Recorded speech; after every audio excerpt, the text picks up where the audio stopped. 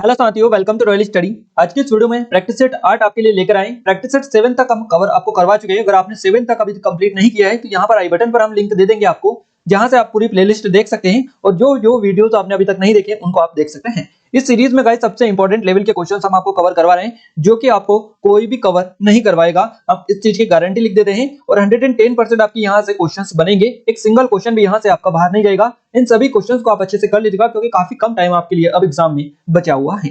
Finally start करते हैं। हम आपको बता दें, इसकी पीडीएफ टेलीग्राम एप्लीकेशन दोनों जगह पर मिल जाएगी। डिस्क्रिप्शन में लिंक है, आपको इनको आप जाकर ज्वाइन कर लीजिएगा। आबकारी आरक्षक के स्पेशल टेस्ट सीरीज अगर आपने अभी तक ज्वाइन नहीं किए, इसको ज्वाइन कर लीजिएगा। यहाँ पर आपको 400 के लगभग जो है टेस्ट दिए गए हैं, तो इन सभी की लिंक डिस्क्रिप्शन में है। सारा काफी ज्यादा मटेरियल हमने डाल दिया है यहाँ पर। इतना सारा कंटेंट यहाँ पर मिल जाएगा गाइस कि एमपी की किसी भी एग्जाम के लिए सबसे ज्यादा कंटेंट यहाँ पर आपका रहेगा। क्लियर है?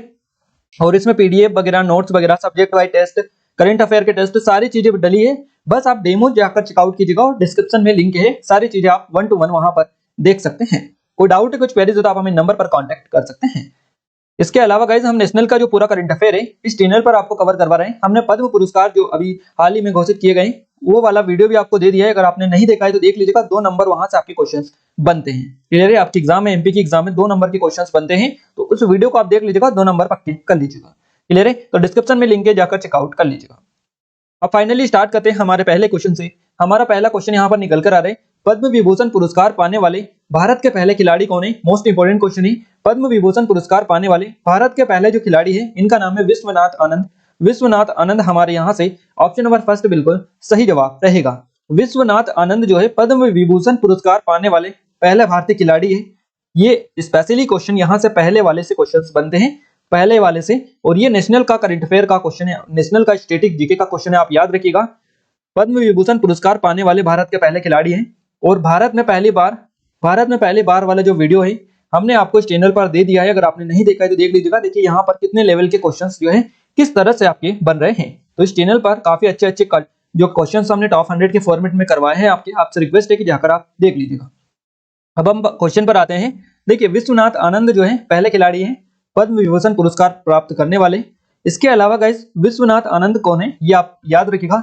ये जो है शतरंज के ग्रैंड मास्टर है, भारतीय शतरंज के ग्रैंड मास्टर है ये विश्वनाथ आनंद, और पूर्व विश्व शतरंज विजेता है विश्वनाथ आनंद।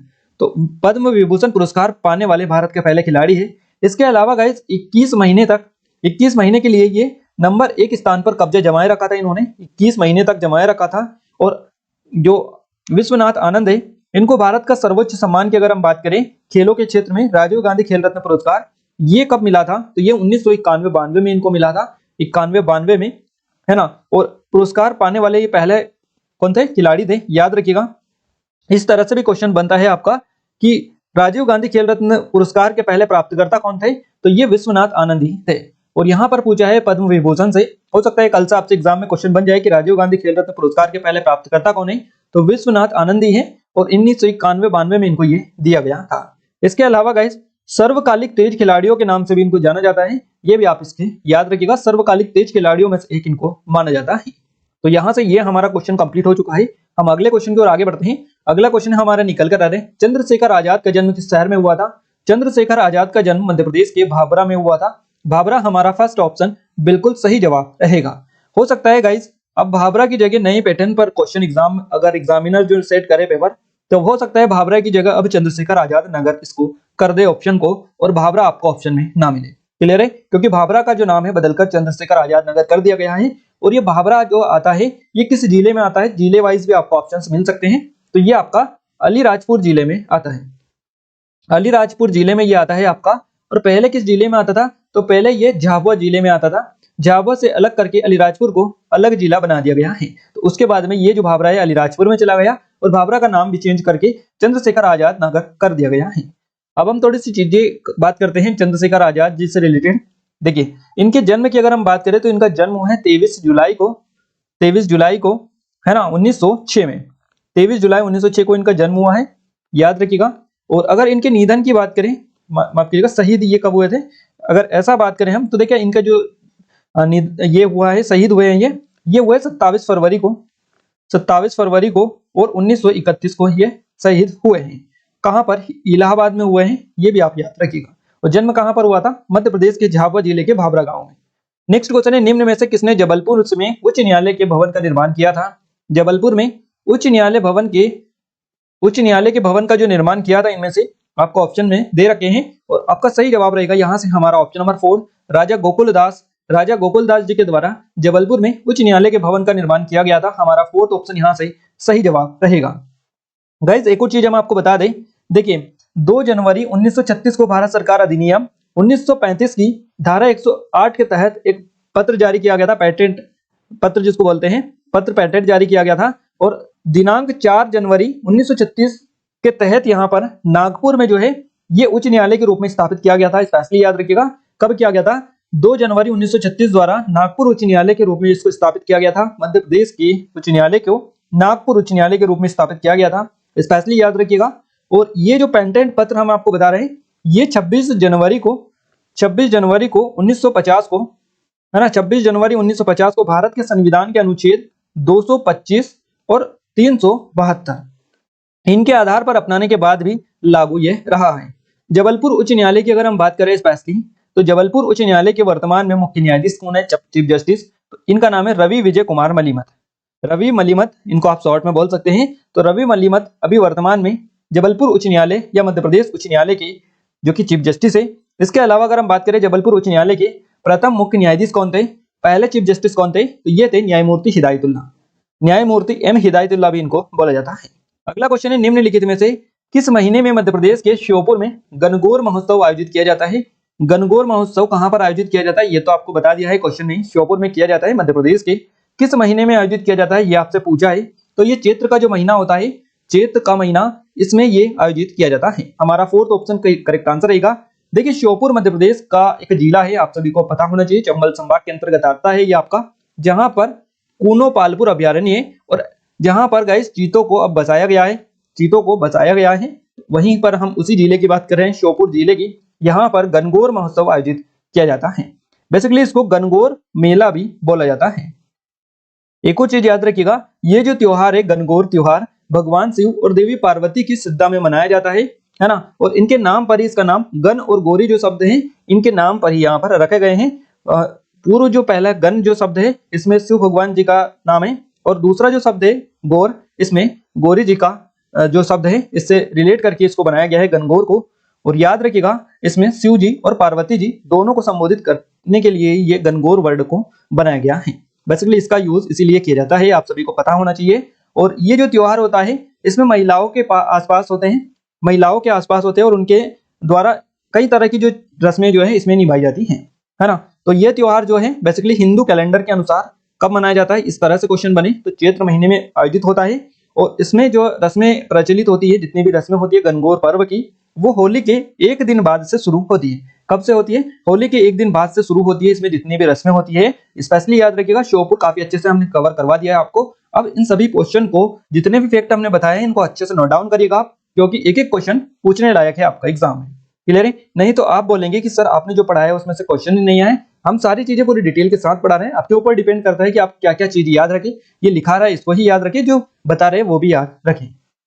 क्लियर है? तो आप सारी चीजें नोट डाउन करते चले, क्योंकि काफी इंपॉर्टेंट हमारा सेशन है ये, और इसमें हम पूरा 110% आपको गारंटी दे रहे हैं कि यहाँ से एक सिंगल क्वेश्चन भी बाहर नहीं जाएगा आपका, अगर आपने अच्छे से इस वीडियो सीरीज को कवर कर लिया तो। नेक्स्ट क्वेश्चन है, निम्न में से कौन सा ट्रॉफी कप गोल्फ के खेल से संबंधित नहीं है? गोल्फ के खेल से संबंधित इनमें से कौन सा ट्रॉफी और कप नहीं है? तो देखिए यहाँ पर ये जो सुल्तान अजलन शाह कप है, ये गोल्फ से संबंधित नहीं है। हमारे यहाँ से ऑप्शन फर्स्ट करेक्ट आंसर रहेगा। बाकी डनहिल कप, राइडर कप और वॉकर कप, ये जो है ये गोल्फ से संबंधित है। याद रखिएगा, डनहिल कप, राइडर कप और वॉकर कप, इन तीनों का जो संबंध है ये गोल्फ से है, गोल्फ से। और गोल्फ के और भी हम आपको समझा देते हैं, जैसे कि आपका गोल्फ कप हो गया, गोल्फ में दिया जाता है। वॉकर कप जो कि यहीं पर लिखा है वॉकर कप, इसके अलावा इसमें एक और होता है circuit cup, circuit cup, circuit cup के अलावा राइडर कप होता है, डनहिल कप इसमें होता है। तो ये जो कप है ये गोल्फ में दिए जाते हैं। अगर हम बात करें सुल्तान अजलन शाह कप, जो कि इससे संबंधित नहीं है गोल्फ से, हमारा फर्स्ट ऑप्शन करेक्ट आंसर रहेगा। तो सुल्तान अजलन शाह कप जो है ये किससे संबंधित है? तो ये हॉकी से संबंधित है। हॉकी हमारा यहाँ से इसका Sultan Azlan Shah cup hockey से संबंधित है, याद रखिएगा। और कहां पर बेसिकली ये कप जो आयोजित होता है, तो ये मलेशिया देश में होता है। मलेशिया देश में आयोजित होता है और ये एक वार्षिक आमंत्रण अंतर्राष्ट्रीय पुरुष फील्ड का हॉकी टूर्नामेंट होता है, सुल्तान अजलन शाह कप। याद रखिएगा इसकी शुरुआत कब हुई थी, ये भी आप नोट डाउन कीजिएगा। इसकी शुरुआत हुई थी 1983 में, द्विवार्षिक प्रतियोगिता के रूप में जो है इसकी शुरुआत हुई थी। तो 1983 आप याद रखिएगा। अगले क्वेश्चन की ओर आगे बढ़ते हैं। अगला क्वेश्चन की ओर आगे बढ़े उससे पहले बता दें, हमारी पटवारी की स्पेशल टेस्ट सीरीज है, एमपी की आबकारी एग्जाम के लिए भी बेस्ट टेस्ट सीरीज है, एमपी जीके की टॉपिक वाइज टेस्ट सीरीज है।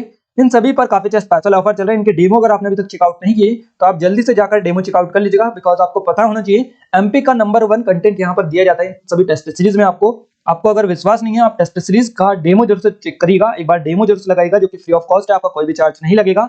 तो डिस्क्रिप्शन में डला है डेमो, पूरा 200 नंबर का पेपर है, उसको आप लगा लेंगे तो आपको पता चल जाएगा कितना एडवांस कंटेंट यहाँ पर आपको मिल रहा है। क्लियर है। इसके अलावा 400 से अधिक कंटेंट टेस्ट सीरीज वगैरह डली है इसमें, तो इन सभी के लिंक दोनों टेस्ट सीरीज की आप जाकर चेकआउट कर लीजिएगा। दोनों में आपका इतने ही टेस्ट डले हैं।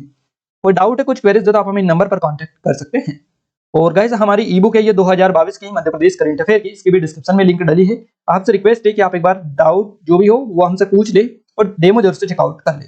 क्लियर है। तो एप्लीकेशन को डाउनलोड कर लीजिएगा, वहीं पर सारी इन्फॉर्मेशन के बारे में मिल पाएगी। टेलीग्राम को भी ज्वाइन कर लीजिएगा, जो कि करंट की अपडेट होती है सबसे पहले हम टेलीग्राम पर ही अपडेट करते हैं। सभी की लिंक डिस्क्रिप्शन में डली है, आप जाकर ज्वाइन कर लीजिएगा।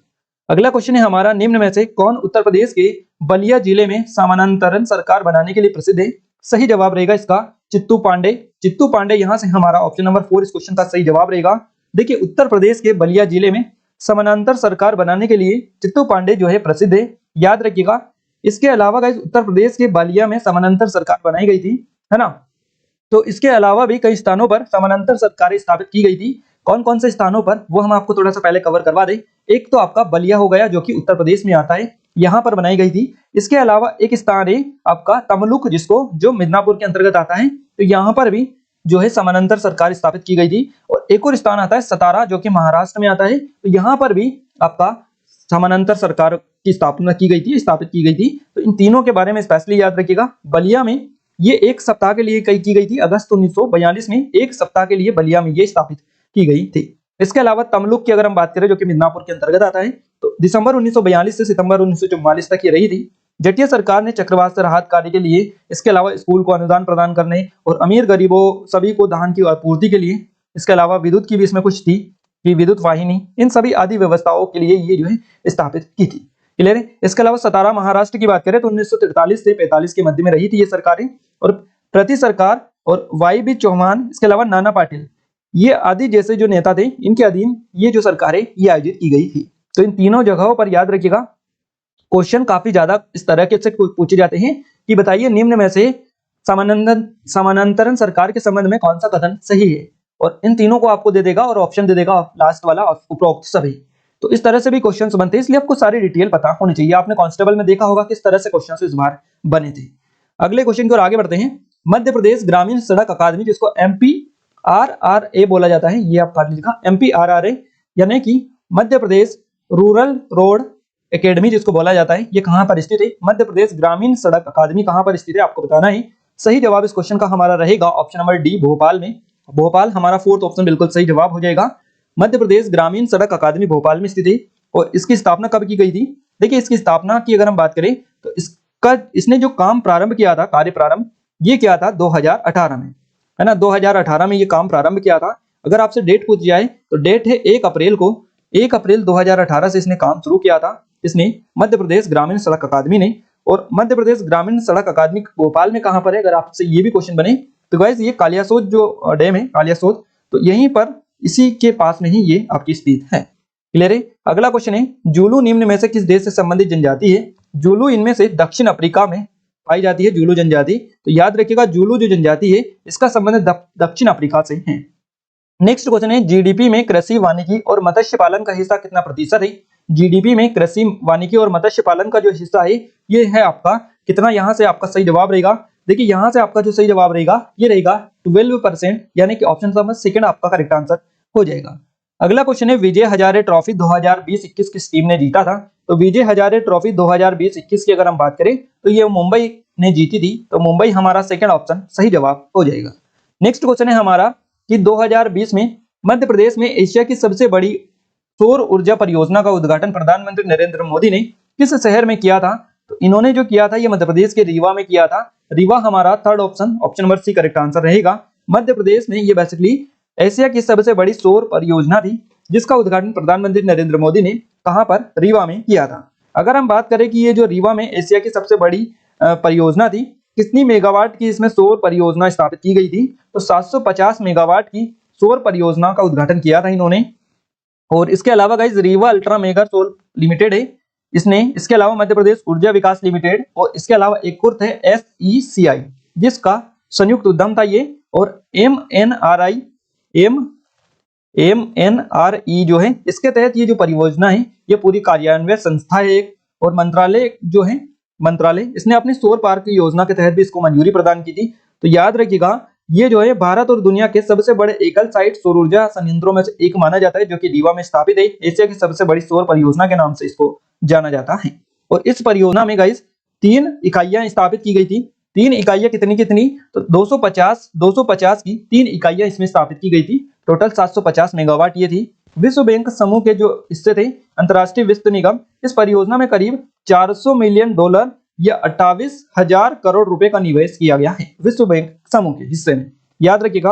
और इसके अलावा एक और अगर हम मोटी डिटेल आपको बताएं, थोड़ी सी फैक्ट अगर कवर करें, तो ये जो परियोजना थी इसमें हर साल करीबन 15.4 लाख टन कार्बन डाइऑक्साइड जो उत्पादन होगा, ये इससे बचा जा सकेगा। ये भी फैक्ट मोटा मोटा है, और यहाँ से आपके एग्जाम में हो सकता है जरूर से क्वेश्चन बन जाए कि इस परियोजना से हर साल कितना टन कार्बन डाइऑक्साइड उत्पादन से बचा जा सकेगा। तो 15.4 लाख टन कार्बन डाइऑक्साइड उत्पादन से इसके तहत, परियोजना के तहत बचा जा सकेगा। क्लियर है? तो याद रखिएगा, काफी इंपॉर्टेंट क्वेश्चन है, हमने आपको इसलिए बताया है। अगला क्वेश्चन है, निम्न में से कौन सा ब्रिटिश संसद द्वारा अधिनियम सबसे लंबा अधिनियम था? निम्न में से कौन सा ब्रिटिश संसद द्वारा अधिनियम सबसे लंबा अधिनियम था? और ये जो अधिनियम था ये था भारत सरकार अधिनियम 1935, भारत सरकार अधिनियम 1935 हमारा थर्ड ऑप्शन इस क्वेश्चन का बिल्कुल सही जवाब रहेगा। नेक्स्ट क्वेश्चन है हमारा, मध्य प्रदेश जनजाति संग्रहालय कहां पर है? तो मध्य प्रदेश जनजाति जो संग्रहालय है ये आपका भोपाल में स्थित है। भोपाल हमारा ऑप्शन नंबर सेकंड इस क्वेश्चन का बिल्कुल सही जवाब रहेगा। अगला क्वेश्चन है, निम्न में से कौन सी चोटी मध्य प्रदेश में नहीं है? देखिए इसमें से 4 चोटियां आपको दे रखी है, सबसे ऊंची चोटी, और इसमें से बताना है कि कौन सी चोटी जो है मध्य प्रदेश में स्थित नहीं है। तो गाइस इसमें से आपकी तारा, यहाँ पर तारामती जो चोटी है ये मध्य प्रदेश में नहीं है। हमारा सेकंड ऑप्शन करेक्ट आंसर रहेगा। निम्न में से कौन सी चोटी मध्य प्रदेश में नहीं है? तो तारामती चोटी मध्य प्रदेश में नहीं है। बाकी चोरागढ़ की चोटी मध्य प्रदेश में है, तितंगा की पहाड़ी ये भी मध्य प्रदेश में है, और पूर्वगढ़ की चोटी ये भी मध्य प्रदेश में ही स्थित है। तारामती चोटी मध्य प्रदेश में नहीं है। हमारा सेकंड ऑप्शन करेक्ट आंसर रहेगा। अगला क्वेश्चन है, ट्यूलिप उत्सव किस राज्य में मनाया जाता है? ट्यूलिप उत्सव जो मनाया जाता है ये कश्मीर में मनाया जाता है। कश्मीर हमारा फर्स्ट ऑप्शन के साथ में करेक्ट आंसर चला जाएगा। अगला क्वेश्चन है, उत्तर भारतीय संगीत शैली को निम्न में से किस नाम से जाना जाता है? उत्तर भारतीय संगीत शैली को हिंदुस्तानी संगीत शैली के नाम से जाना जाता है। हमारा फर्स्ट ऑप्शन सही जवाब रहेगा। अगला क्वेश्चन है, वर्ष 2020 के लिए विश्व मुद्रास्फीति दर जो थी ये क्या थी? तो वर्ष 2020 के लिए आपसे पूछा गया है कि मुद्रास्फीति की जो दर थी ये क्या थी? विश्व मुद्रास्फीति की। सही जवाब आपका रहेगा, यहाँ से देखिए आपका जो सही जवाब रहेगा ये रहेगा 1.94%। 1.94% हमारा फर्स्ट ऑप्शन सही जवाब रहेगा। अगला क्वेश्चन है, भारत के संविधान का कौन सा अनुच्छेद महाधिवक्ता को राज्य की विधानसभा में बोलने की अनुमति देता है? भारत के संविधान का कौन सा अनुच्छेद ये महाधिवक्ता को परमिशन देता है, ये अनुमति देता है कि राज्य की विधानसभा में वह बोल सकता है? क्लियर है? तो इस क्वेश्चन का सही जवाब हमारा रहेगा आर्टिकल 177। हमारा फर्स्ट ऑप्शन करेक्ट आंसर रहेगा। अनुच्छेद 177 के तहत महाधिवक्ता को राज्य की विधानसभा में बोलने की अनुमति देता है ये आर्टिकल आपका। तो अनुच्छेद 177 के तहत महाधिवक्ता राज्य की विधानसभा में बोल सकता है। क्लियर है? तो ये स्पेशली याद रखिएगा, काफी इंपॉर्टेंट है, और इस तरह के सभी आर्टिकल आप अच्छे से एक बार देख लीजिएगा क्योंकि इनसे लगातार क्वेश्चंस बनते हैं। नेक्स्ट क्वेश्चन है, मध्य प्रदेश में देखिए मध्य प्रदेश में मध्य प्रदेश औद्योगिक विकास निगम लिमिटेड के कितने क्षेत्रीय केंद्र है? तो इसके जो क्षेत्रीय केंद्र की संख्या है ये 5 है ना। मध्य प्रदेश में मध्य प्रदेश औद्योगिक विकास निगम लिमिटेड के जो क्षेत्रीय केंद्र है ये 5 है। हमारे यहाँ से सेकंड ऑप्शन इस क्वेश्चन का सही जवाब रहेगा। अगला क्वेश्चन है, निम्न में से किसने कहा था कि भारत छोड़ो आंदोलन 1857 के बाद से अब तक का सबसे गंभीर विद्रोह है? और ये किसने कहा था? तो ये कहा था लॉर्ड लिनलिथगो ने। लिनलिथगो यहाँ से हमारा फोर्थ ऑप्शन करेक्ट आंसर रहेगा। लॉर्ड लिनलिथगो ने कहा था कि भारत छोड़ो आंदोलन 1857 के बाद से अब तक का सबसे गंभीर विद्रोह है। हमारा फोर्थ ऑप्शन करेक्ट आंसर रहेगा। नेक्स्ट क्वेश्चन है, पृथ्वीराज चौहान ने गढ़कुंडर किले के शासक के रूप में किसे नियुक्त किया था? गढ़कुंडर के शासक के रूप में पृथ्वीराज चौहान ने खेत सिंह खंगारी को नियुक्त किया था। खेत सिंह खंगारी इनका नाम है, हमारा सेकंड ऑप्शन करेक्ट आंसर हो जाएगा। अगला क्वेश्चन है, निम्न में से कौन सा मेल सही नहीं है, इसमें से आपको बताना है। देखिए यहाँ पर आपका फर्स्ट वाला जो ऑप्शन हमें दिख रहा है यही हमारा गलत हो जाएगा, क्योंकि बैटन जो कप है ये बैडमिंटन से संबंधित नहीं है। हमारा फर्स्ट ऑप्शन सही जवाब रहेगा। हमसे पूछा है कौन सा मेल सही नहीं है, तो ये फर्स्ट वाला ही सही नहीं है। बाकी नेहरू कप जो है फुटबॉल में दिया जाता है, बिल्कुल सही है। जवाहर नेहरू कप ये दिया जाता है क्रिकेट में, नेहरू कप फुटबॉल में, जवाहर नेहरू कप क्रिकेट में, और नेहरू ट्रॉफी ये दिया जाता है नौकायान रेस में। क्लियर है? तो तीनों नाम एक ही है, एक जैसे नाम है, बस थोड़ा सा स्पेलिंग आप याद रखिएगा थोड़ा सा। नेहरू कप, नेहरू ट्रॉफी और Nehru cup, Jawahar Nehru cup. Clear है? तो ये तीनों अलग अलग में दिए जाते हैं, इसलिए इनमें कंफ्यूजन आपको क्रिएट नहीं करना है। बैटन कप स्पेशली याद रखिएगा, ये हमारा गलत हो जाएगा क्योंकि ये इससे संबंधित नहीं है। फर्स्ट ऑप्शन करेक्ट आंसर रहेगा। अगला क्वेश्चन है, निम्न में से कौन वर्तमान में मध्य प्रदेश के वित्त मंत्री है? मोस्ट इंपोर्टेंट क्वेश्चन है। मध्य प्रदेश के वर्तमान में जो वित्त मंत्री है इनका नाम है श्री जगदीश देवड़ा। जगदीश देवड़ा हमारा फोर्थ ऑप्शन बिल्कुल सही जवाब रहेगा। अगला क्वेश्चन है, मूल्य वर्धित कर जिसको वैट बोला जाता है भारत में कब से लागू किया गया? मूल्य वर्धित कर यानी वैट भारत में लागू हुआ था वर्ष 2005 से। वर्ष 2005 फोर्थ ऑप्शन सही जवाब रहेगा। नेक्स्ट क्वेश्चन है, माफ कीजिएगा, राष्ट्रीय खेल दिवस 2021 किस तारीख को मनाया गया? राष्ट्रीय खेल दिवस जो मनाया गया 2021 में, ये पहली बात तो ये क्लियर होना चाहिए आपको गाइस कि राष्ट्रीय जो खेल दिवस मनाया जाता है ये हर साल 29 अगस्त को मनाया जाता है। कब मनाया जाता है? हर साल 29 अगस्त को मनाया जाता है। तो ये सन देकर आपको बस कंफ्यूज किया जा रहा है और कुछ नहीं किया जा रहा है। जिनका कंसेप्ट क्लियर है कि हर साल 29 अगस्त को ये मनाया जाता है वो तो आंख मीच कर इस पे सही जवाब लगा देंगे। बट जिनको कंफ्यूजन है इसमें और जिनको पता नहीं है कि ये हो सकता है अलग अलग साल में अलग अलग दिन मनाया जाता होगा, तो उनके लिए थोड़ा सा ये कंफ्यूज करने वाला क्वेश्चन है। तो राष्ट्रीय खेल दिवस 2021 में भी 29 अगस्त को ही मनाया गया, 2022 में भी 29 अगस्त को ही। आप याद रखिएगा क्योंकि ये 29 अगस्त को ही हर साल मनाया जाता है। हमारा यहाँ से फर्स्ट ऑप्शन करेक्ट आंसर रहेगा। अगला क्वेश्चन है, किस वर्ष बेसिन की संधि पर हस्ताक्षर किए गए थे? बेसिन की संधि पर जो हस्ताक्षर किए गए थे ये किए गए थे 1802 में। 1802 में बेसिन की संधि पर हस्ताक्षर किए गए थे। हमारा सेकंड ऑप्शन करेक्ट आंसर रहेगा। और गाइस अगर डेट भी पूछिए तो डेट भी आप याद रखिएगा, 31 दिसंबर को की गई थी ये संधि। 31 दिसंबर को 1802 में बेसिन की संधि पर हस्ताक्षर किए गए थे। और बेसिन की संधि पर हस्ताक्षर क्वेश्चन इस तरह से बन पाए आपका कि कौन कौन थे जिन्होंने हस्ताक्षर किए थे, किस किस के बीच में संधि हुई थी, इस तरह से। तो गाइस ईस्ट इंडिया कंपनी और बाजीराव द्वितीय के बीच में संधि हुई थी, बेसिन की संधि जिसको बोला जाता है। तो अगर आपसे पूछा जाए कि बेसिन की संधि पर हस्ताक्षर किसने किया था, तो ईस्ट इंडिया कंपनी और बाजीराव द्वितीय दोनों के द्वारा इस संधि पर हस्ताक्षर किए गए थे। बाजीराव द्वितीय जो थे ये पुणे के मराठा पेशवा ये थे, और पुणे की जो लड़ाई थी इसके बाद संधि पर हस्ताक्षर इन्होंने किए थे। तो याद रखिएगा काफी इंपॉर्टेंट है। पेशवा की गद्दी के बदलते उसने अपनी स्वतंत्रता खो दी थी, ये आपको पता होना चाहिए थोड़ी सी चीजें, है ना। इसके अलावा गाइस कई सारी चीजें हुई थी बेसिकली यहाँ पर बाजीराव पेशवा से अगर हम देखें, तो बाकी आगे आने वाले क्वेश्चंस में हम आपको और भी कवर करवा देंगे। बस आप इतना याद रखिएगा ये कब हुई थी, किसके बीच में हुई थी, दोनों चीजें, है ना। और इसको कौन सी संधि थी, तो बेसिन की संधि ये थी। नेक्स्ट क्वेश्चन है, निम्न में से किसने वर्ष 1921 में शांति निकेतन की स्थापना की थी? वर्ष 1921 में शांति निकेतन की जो स्थापना की थी ये की थी रविंद्रनाथ टैगोर ने। रविंद्रनाथ टैगोर हमारा फोर्थ ऑप्शन करेक्ट आंसर रहेगा। नेक्स्ट क्वेश्चन है, निम्न में से किसे गोल्डन पेगोडा की भूमि कहा जाता है? गोल्डन पेगोडा की भूमि कहा जाता है म्यांमार को। म्यांमार हमारा थर्ड ऑप्शन के साथ में बिल्कुल सही जवाब चला जाएगा। अगला क्वेश्चन है, निम्न में से कौन मध्य प्रदेश ग्रामीण सड़क अकादमी को निधि देता है? देखिए अभी क्वेश्चन आपसे बना था इसके पहले कि मध्य प्रदेश ग्रामीण सड़क अकादमी कहां पर स्थित है। मध्य प्रदेश ग्रामीण सड़क अकादमी कहां पर स्थित है? तो ये आपकी भोपाल में स्थित है। भोपाल में, याद रखिएगा भोपाल में स्थित है। और गाइज अब आपसे क्वेश्चन बना है कि कौन इसको निधि देता है? निधि देता है ये आपका विश्व बैंक, माफ कीजिएगा एशियाई विकास बैंक इसको निधि देता है। और एशियाई विकास बैंक हमारे यहाँ से फर्स्ट ऑप्शन बिल्कुल करेक्ट आंसर रहेगा। ए यहाँ पर एडीबी यहाँ से हमारा करेक्ट आंसर हो जाएगा। एडीबी एशियन डेवलपमेंट बैंक, एशियाई विकास बैंक, यहाँ से फर्स्ट ऑप्शन करेक्ट आंसर रहेगा। मध्य प्रदेश ग्रामीण सड़क अकादमी को एशियाई विकास बैंक निधि देता है। तो याद रखिएगा इस क्वेश्चन को। और गाइस यहाँ पर इंपॉर्टेंट लेवल के क्वेश्चन हमने कवर करवाए। डेली हम आपको ऐसे ही क्वेश्चन आपके लिए लेकर आ रहे हैं जो कि आपके एग्जाम में 100 नहीं 150% इंपोर्टेंट है और आपके एग्जाम में देखने को मिलेंगे। इसकी पीडीएफ आपको टेलीग्राम एप्लीकेशन दोनों जगह पर मिल जाएगी, वहां से आप प्राप्त कर सकते हैं। आबकारी के आरक्षक के टेस्ट सीरीज ज्वाइनिंग की कर लीजिएगा, काफी अच्छा स्पेशल ऑफर चल रहा है। कोई डाउट है, कुछ क्वेरीज है तो आप हमें नंबर पर कांटेक्ट कर सकते हैं। ये ई बुक है हमारी और कुछ ऑनलाइन कोर्सेस है जिनकी लिंक डिस्क्रिप्शन में डालिए, आप डेमो चेकआउट कीजिएगा। एप्लीकेशन को डाउनलोड नहीं किया, एप्लीकेशन को डाउनलोड कर लीजिएगा, टेलीग्राम को भी ज्वाइन कर लीजिएगा, इनके डिस्क्रिप्शन में लिंक डाली है। ये वीडियो आपको कैसा लगा, कैसा नहीं लगा, अपने दोस्तों के साथ इस वीडियो को शेयर जरूर करें और चैनल पर पहली बार विजिट किया तो चैनल को सब्सक्राइब जरूर कर लीजिएगा, बेल आइकन को आप दबा दीजिए जिससे ऐसे ही वीडियोस आपको लगातार मिलते रहें। तो आज की इस वीडियो में बस इतना ही गाइस, मिलते हैं हमारे नेक्स्ट स्टडी वीडियो में, तब तक के लिए जय हिंद, वंदे मातरम।